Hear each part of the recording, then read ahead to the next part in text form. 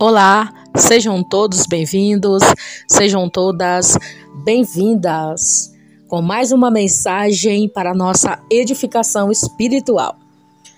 Então vamos ao título da mensagem de hoje, que diz o seguinte: o que significa ser imagem e semelhança de Deus? Então vamos dar início fazendo a nossa leitura bíblica no dia de hoje, que está localizada aí no livro de Gênesis 1, versículo 26, que diz o seguinte: E disse Deus, façamos o homem à nossa imagem, conforme a nossa semelhança, e domine sobre os peixes do mar, e sobre as aves do céu, e sobre o gado, e sobre toda a terra, e sobre todo réptil que se move sobre a terra. Nós descobriremos porque somos imagem e semelhança de Deus.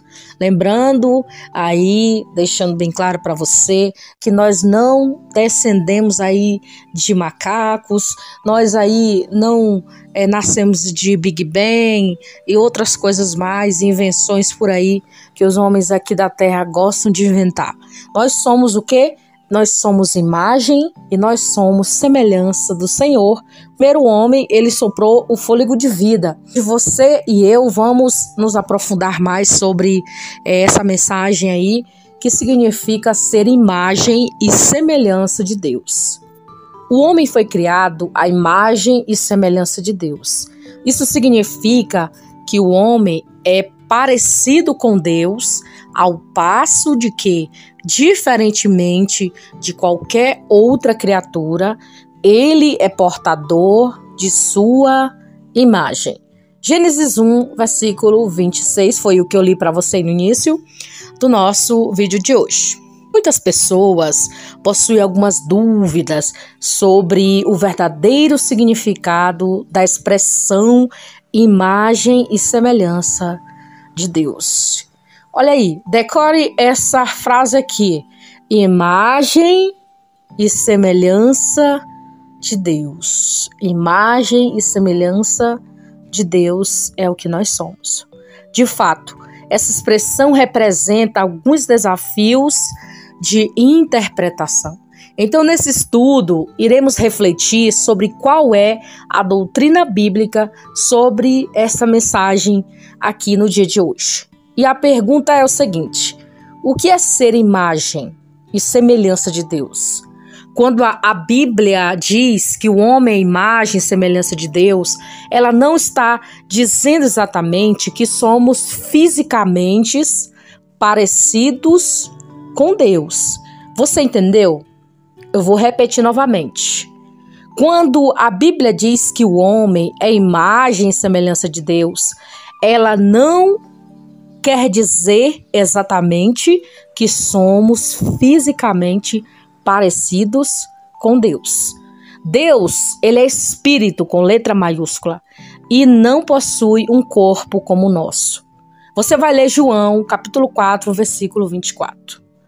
Apesar disso, devemos entender que o homem, em todo o seu ser e imagem, é semelhante ou semelhança de Deus, de modo que a sua plena constituição material e imaterial são as trigonometrias, que são corpo, alma, espírito, representa a Deus.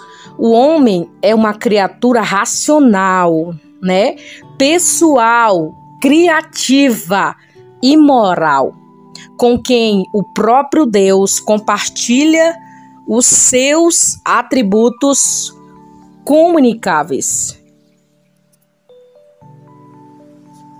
Eu quero lembrar você aí que está ouvindo que eu já falei muito aqui sobre os atributos de Deus, mas é sempre bom nós relembrarmos aí um pouquinho desses atributos do nosso Deus, que são as qualidades e caráter divino de acordo com a sua autorrevelação, que nos ajudam a entender quem é Deus, e os seus atributos. É importante entender que Deus não pode ser explicado ou definido de forma plena e compreensível aos homens. Mas, no entanto, devemos nos confortar, na verdade, que ele certamente nos revelou tudo o que de fato precisamos saber. Porque esses atributos de Deus, eles nos auxiliam aí na compreensão da natureza infinita de Deus em relação a tudo, ao universo, a existência dele, né, a natureza. Ela não sofre nenhum tipo de limitação por ela. Esse aspecto é chamado da teologia da transcendência. Mas preste atenção que eu vou te dizer uma coisa. Deus, ele fala conosco de várias maneiras, ele tem seus atributos, suas formas de comunicar conosco. Então, na questão da racionalidade, da criatividade e muitos outros atributos aí, nós temos parecidos com Deus. Por isso que a mensagem de hoje está perguntando o que significa ser, né? Imagem e semelhança de Deus, né? Essa é a mensagem central aqui no dia de hoje. E os atributos de Deus, nós sabemos que Deus comunica com o seu povo, olha, de várias maneiras, de várias formas. Ele possui uma vida proveniente de Deus e potencial para se relacionar com ele. Assim, os seres humanos são capazes de expressar vontade, tomar decisões, avaliar situações, demonstrar emoções, pensar de forma lógica e racional, exercer domínio, possuir responsabilidades e criar coisas incríveis. Olha só o que nós seres humanos somos, né? Capazes de saber e de fazer muitas coisas, né? Por isso que aqui a palavra de Deus está falando que esses atributos, nós temos essa imagem, essa semelhança com Deus, porque Deus é inteligente. Deus é tudo de bom. Então Deus, ele capacitou o ser humano de várias maneiras. Por isso que o ser humano, ele sabe decidir algumas coisas, né? Eu estou falando aqui de não assim, que a respeito de pessoas assim, por exemplo, que não sabem tomar decisões, não. Aqui está falando que nós temos a capacidade de decidir coisas, de criar coisas, né? O homem, com a sua inteligência, nós vemos que ele criou muitas coisas. Tudo o que existe hoje, o Senhor Deus deu sabedoria para o homem, né? Ele criar, né? Por exemplo, aqui este meio de comunicação que estamos falando neste momento. Isso aqui foi o Senhor Deus deu para o homem criar, né? Para que ele fosse aí sendo usado aqui na Terra para fazer esse tipo de comunicação, né? Que estamos usando aqui hoje. É a tecnologia. A tecnologia, ela foi inventada aí pelo homem, mas foi Deus que deu inteligência para o homem. Por isso que nós temos aí essa imagem e semelhança de Deus, porque Deus deu inteligência de nós pensarmos, de nós descobrirmos coisas novas, fazermos coisas novas, entendeu? Então é nesse sentido aí que somos imagem e semelhança de Deus. E isso é tão incrível que esse meio de comunicação alcança as pessoas, tanto do nosso Brasil como fora do Brasil, em todos os lugares, em todas as línguas, raças. Tem pessoas que entendem, né, o português e sabem interpretar e ouçam a mensagem, escutam as mensagens aí, interpretam e saibam do que nós estamos falando. Então esse meio de comunicação aqui foi uma forma que o homem, com a sua racionalidade, criou de acordo com a inteligência que Deus deu para cada um. Cada um sabe uma coisa, um sabe outra, né? Um é inteligente ali, outro é inteligente naquele dali, outro é em cima naquilo, outra já é em cima naquilo ali. Então cada pessoa tem uma como se diz, uma criatividade, né? Uma sabedoria que Deus deu. Desde quando aquela pessoa nasceu, vai crescendo, vai tomando inteligência e dali vai se desenvolvendo. Mas tudo ali foi Deus, o Senhor, que deu ali a racionalidade para que o homem pense, decida o que ele vai fazer. Só que tem pessoas que nós sabemos que não sabem decidir o que quer, Tem pessoas que não sabem o que quer, não sabem que roupa vestir, não sabem que cor gosta, não sabe escolher. Mas mesmo assim, essa pessoa sabe que tem que escolher. Essa pessoa conhece e entende que tem que ser feita uma decisão, entende que tem que tomar uma decisão. Mas muitas das vezes nós não tomamos decisões. Não é porque nós não sabemos o que queremos, mas muitas das vezes é porque, de alguma maneira, nós somos imaturos e não sabemos o que queremos. Mas somos, sim, seres inteligentes, somos pessoas que, com certeza, Deus deu a inteligência para sabermos decidir o que é bom e o que não é. E uma das primeiras coisas que nós temos que ser inteligentes é saber que Deus criou todas as coisas, criou o ser humano, a sua imagem e semelhança. Nós não viemos de outro lugar, a não ser do pó da terra, que foi dali que o Senhor soprou ali as narinas de Adão e criou o primeiro homem que gerou até chegar em nós. Então, o que eu quero dizer para você, que nós estamos aqui nos edificando hoje, é que essa é a semelhança que temos com Deus.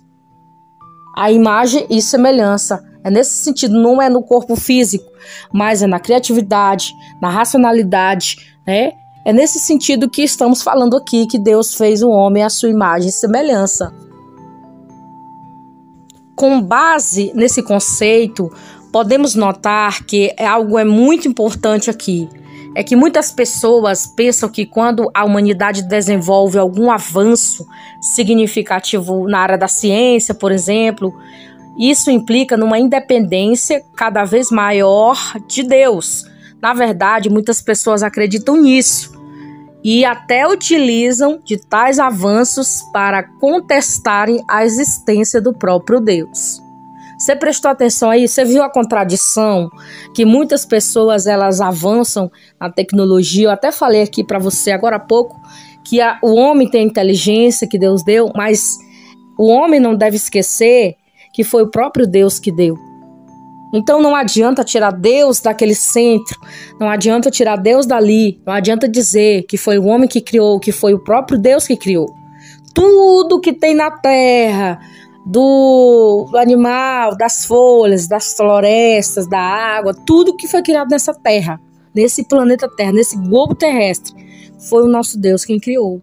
Aí vem a segunda pergunta: existe alguma diferença entre imagem e semelhança? Algumas pessoas tentam estabelecer diferenças entre ser a imagem de Deus e ser semelhança de Deus. Todavia, as palavras imagem e semelhança são sinônimos. Na Bíblia, elas são explicadas para se referir ao mesmo significado. Os termos hebraicos TSELEM e DEMUTIO são utilizados como imagem e semelhança, respectivamente, apesar da Septuaginta, versão grega do Antigo Testamento, e a Vulgata, versão latina da Bíblia, inserirem entre essas duas expressões. Na frase em hebraico não existe nenhuma conjunção entre essas palavras. Isso significa que, no original, lemos a nossa imagem conforme a nossa semelhança. É muito fácil notar que não há diferença entre imagem e semelhança. Nesse sentido, no texto bíblico, isto pode ser percebido quando analisamos alguns versículos do próprio livro de Gênesis. O autor bíblico utiliza essas duas palavras de forma intercambiável. Gênesis 1:26 é a primeira vez que o conceito de que o homem é imagem e semelhança de Deus, que aparece nas Escrituras. No versículo seguinte, o 27, é apenas a palavra imagem é usada. E já em Gênesis 5, versículo 1, o autor do livro resolveu utilizar aí apenas a palavra semelhante. Por fim, Gênesis 9, versículo 6, mais uma vez aparece apenas a palavra imagem. Com isto, podemos perceber que ambas as palavras são utilizadas indistintivamente, como sinônimos. Logo, devemos entender que a expressão a semelhança de Deus é apenas a outra maneira de dizer que somos criados à sua imagem. Mesmo ficando claro que essas expressões são sinônimas, é possível que talvez o autor de Gênesis tenha usado uma repetição, particularmente em Gênesis 1:26, para garantir que as pessoas compreendessem algo muito importante. Apesar do homem ser criado à imagem de Deus, de modo algum, ele é divino. Em outras palavras, o homem é uma representação de Deus, mas não é um semideus. O homem reflete sua imagem, à medida em que assemelhante a ele alguns aspectos. Aí vem outra pergunta. O homem perdeu a imagem e a semelhança de Deus após o pecado? Esse talvez seja um assunto mais discutido dentre os conceitos de imagem e semelhança de Deus. Algumas pessoas tentam fazer uma distinção significativa entre as palavras imagem e semelhança. Então elas afirmam que o homem perdeu a imagem de Deus e não a semelhança e vice-versa.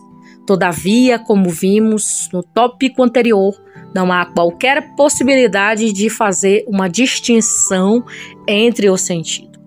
Só resta nos afirmar ou que o homem perdeu a imagem e semelhança de Deus, ou que não a perdeu. Poucos teólogos da história da Igreja Protestante afirmaram que o homem perdeu a imagem, a semelhança de Deus após a queda. Martinho Lutero foi um destes poucos teólogos, na sua posição sobre um assunto que era bastante inflexível, a sua percepção sobre a qualidade do homem, sobretudo em aspectos morais. Após o pecado, era bastante negativa. Na verdade, o seu posicionamento era bem mais radical do que a posição dos outros reformadores, Como, por exemplo, aí o tal João Calvino, por exemplo, Mas a doutrina bíblica sobre isso é bastante clara, preste atenção. Vamos entender que a Bíblia é o livro mais importante aqui. As escrituras sagradas está tudo escrito aqui. Não podemos correr da Bíblia, Categoricamente, que após a queda, o homem continuou sendo a imagem e semelhança de Deus. Em Gênesis 1:26, antes da queda, vimos que o homem é denominado como sendo a imagem e semelhança de Deus. Já em Gênesis 5, versículo 1, agora após a queda, o homem continua sendo designado como a imagem de Deus. Ainda em Gênesis 9, versículo 6, lemos que atentar contra a vida de um homem é pecado grave, pois Deus o fez à sua imagem. Em outras palavras, o homicídio não é apenas tirar a vida de alguém, mas é um atentado contra a imagem do próprio Deus, ali representada.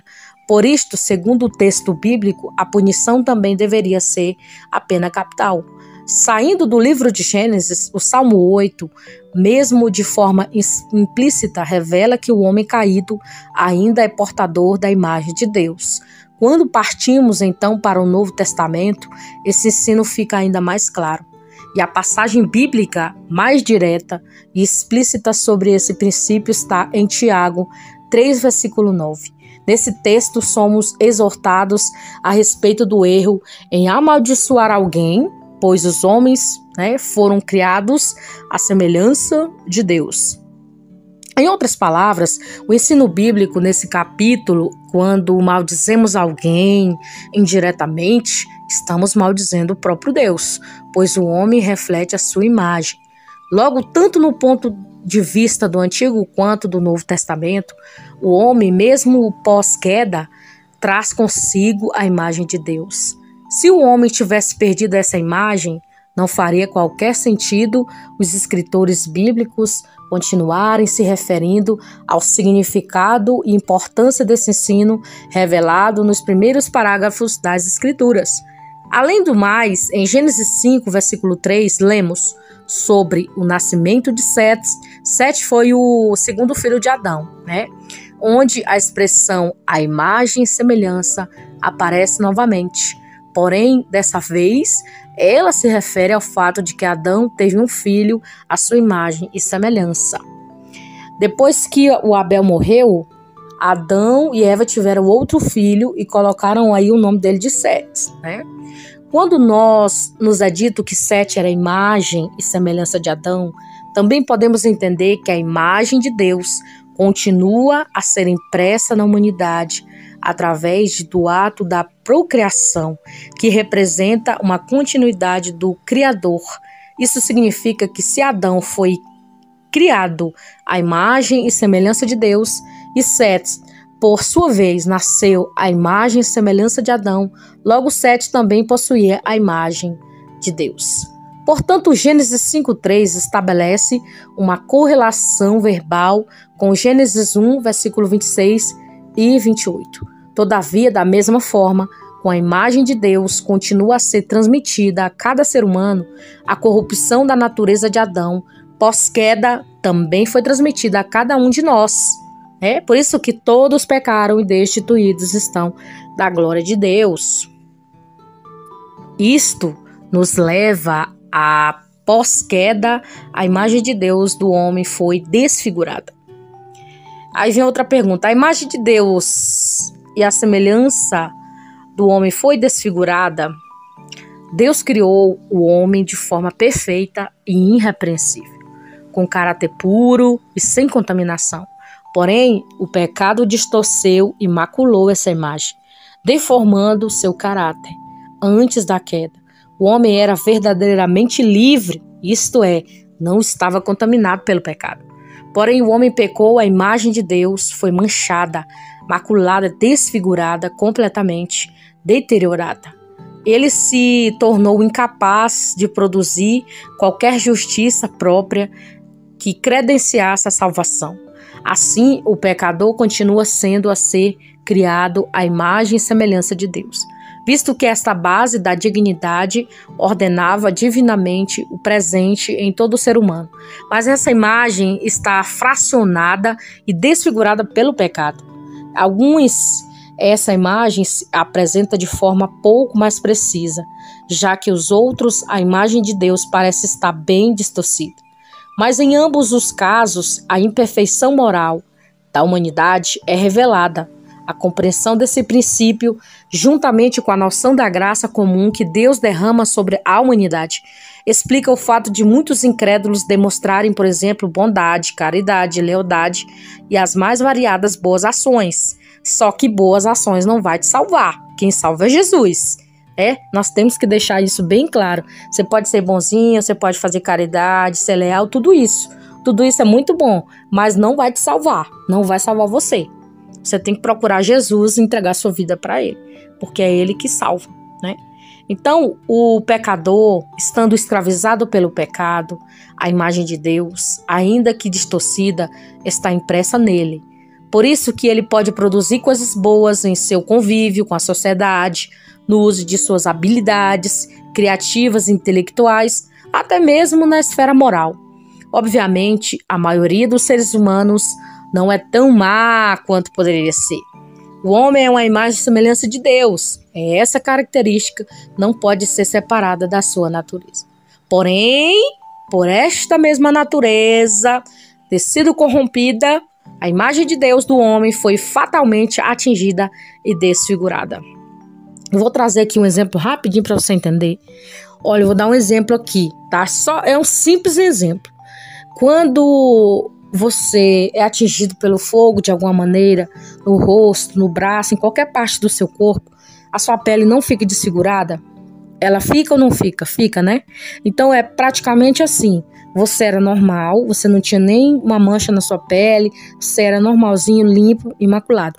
De repente, acontece que você se queima, acontece alguma coisa, e aí a sua pele vai ser desfigurada de alguma maneira. Então era mais ou menos isso. O homem, ele foi desfigurado a partir do pecado, quando ele deixou o diabo entrar na vida dele, né? Começou ali da Eva, depois o Adão veio, aí finalizou ali o pecado. Então eu quero dizer para você, o único que pode nos livrar, nos salvar de todo o pecado é o Cordeiro de Deus que tira o pecado do mundo, que é o Senhor Jesus, né? Nunca tire isso da sua cabeça, porque Jesus é quem pode salvar o homem de todos os seus pecados. E a última pergunta é: a imagem e semelhança de Deus pode ser restaurada novamente? Vimos que o homem ainda é a imagem e semelhança de Deus, porém, uma versão pálida, distorcida e corrompida pelo pecado.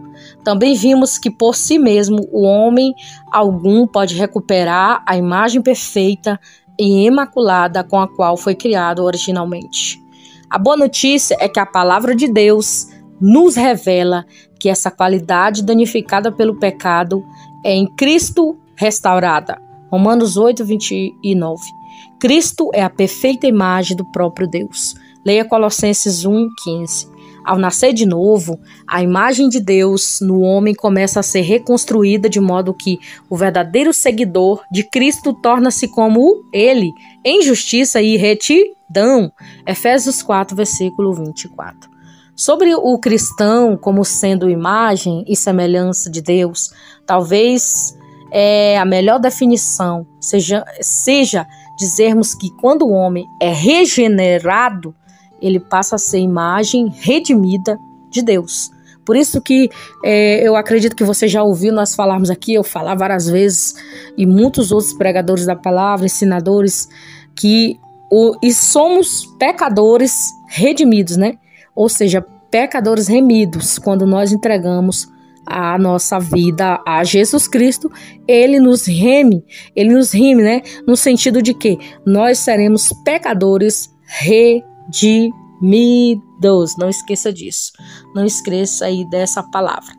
Então, o apóstolo Paulo escreve exatamente sobre isto. Ele diz que o cristão genuíno se reveste do novo homem, que se refaz para o pleno conhecimento, segundo a imagem daquele que o criou. Colossenses 3:10. Faça essas leiturinhas sempre aqui que eu cito nessas mensagens para você. Esse processo de restauração da imagem de Deus que ocorre nos santos é um processo progressivo e contínuo. Ele alcançará a sua plena realização apenas no dia vindouro do maravilhoso retorno do nosso Senhor Jesus. Nesse dia, seremos a perfeita imagem e semelhança de Cristo. Diante dele, nós nos encontraremos profundamente extasiados, admirando o esplendor, aquele que nos resgatou. Nesse momento, a imagem de Deus terá sido completamente restaurada em nós. Eu espero que essa mensagem de hoje tenha clarificado aí a sua mente, seu coração, a sua vida, sobre que nós somos a imagem de Deus. Mas não esqueça que nós precisamos ser resgatados do pecado para sermos pecadores remidos e possamos ser completamente restaurados e vivermos uma vida em comunhão com o nosso Deus. O primeiro Adão pecou, o segundo Adão, que é o Senhor Jesus, né? Metaforicamente falando, que a Bíblia ensina sobre o primeiro Adão e o segundo Adão é o Senhor Jesus. Ele sim foi o que veio restaurar a nossa vida lá na cruz do Calvário, quando ele disse está consumado, e nós fomos ali resgatados de alguma maneira.